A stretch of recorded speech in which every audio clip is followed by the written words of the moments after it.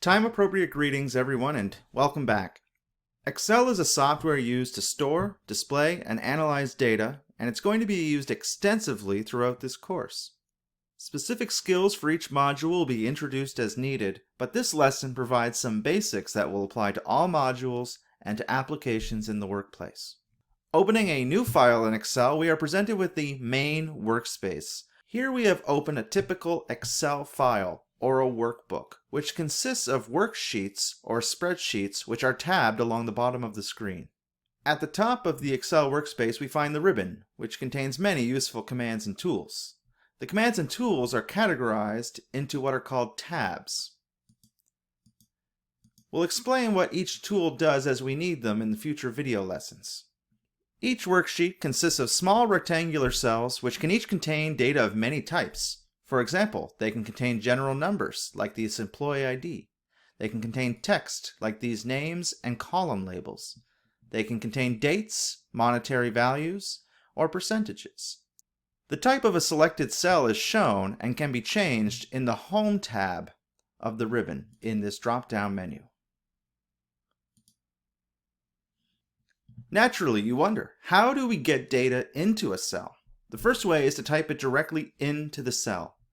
Click a cell and simply start typing. When you're done, click Enter. The data is now inside of the cell. If this is the first time that a cell is given information, like here, Excel will try to guess what type of data you're entered and will format it appropriately.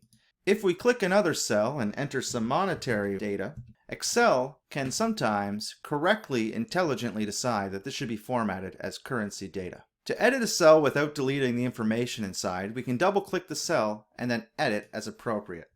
Click Enter when you're done to save the new edits. To delete information in a cell, select the cell and click Delete. Another way to input data into an Excel spreadsheet is by having Excel do a computation for us automatically. To do this, we select a cell and start entering data with an equal sign. This tells Excel to expect a computation to occur and to do the computation before printing the output. For example, let's add the numbers 2 and 3. I hit Enter and the result 5 is printed. Note that if I double-click this cell to edit it, the original computation is preserved, and perhaps I can add another 4. Excel is most useful for having computations that reference other cells in the spreadsheet. Each cell has a name. For example, this cell is given the name A for the column that it's in and 8 for the row that it's in. The cell containing joy would be called C5. Cell references can then be used just like numbers could in any computations that Excel can do. For example, if the cell A9 has an 8 in it, and I would like to print the sum of A8 and A9, 9 and 8, in cell A10, I can simply type A8 for the cell containing 9 and A9 for the cell containing 8, and it will print 17. If I change the number in one of these cells, the computation updates automatically. This eliminates a lot of possible human error when changing information in a spreadsheet. Instead of always having to type in the cell references, you can also click the cells and have the references automatically typed into the formula. Let's delete the data in A10 and show how that works. I select a cell and click Delete to clear the cell.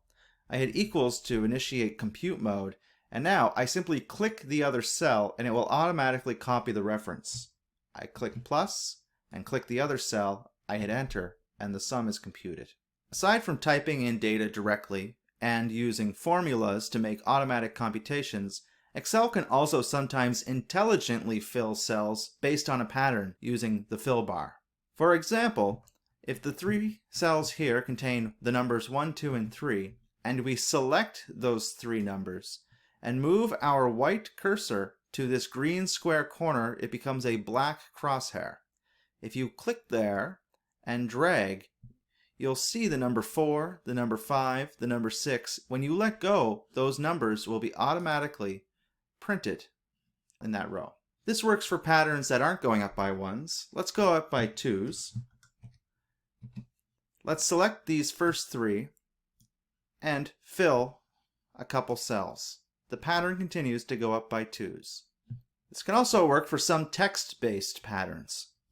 For example, the months. If I type in Jan, February, March, select the first 3 months, and continue the pattern, we see that the months will be filled in.